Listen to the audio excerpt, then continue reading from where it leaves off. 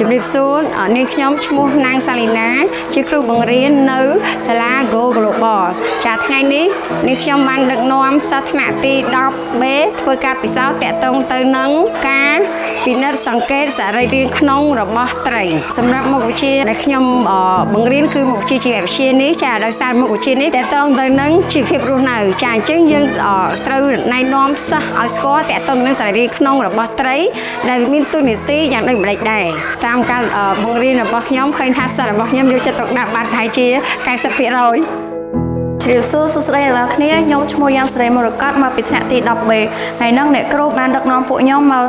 ធ្វើការពិសោធន៍អំពីសរីរាង្គក្នុងរបស់ត្រីឆ្ពិនហើយវត្ថុបំណងគឺយើងសង្កេតពីសរីរាង្គត្រី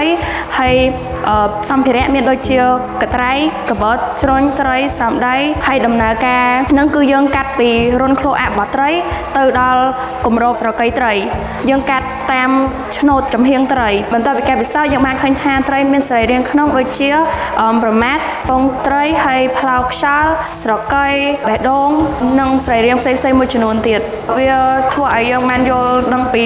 សត្វត្រីបានមួយកម្រិតទៀតដែរដឹងថាត្រីហ្នឹងវាវិវត្តទៅមិនហើយវាបង្កកំណើតដោយរបៀបណាដូចគ្នាខ្ញុំឈ្មោះថាឆានធីបញ្ញារៀននៅថ្នាក់ 10B ហើយថ្ងៃនេះអ្នកគ្រូរបស់ខ្ញុំបាននាំពួកខ្ញុំមកពិសោធន៍វះកាត់ត្រី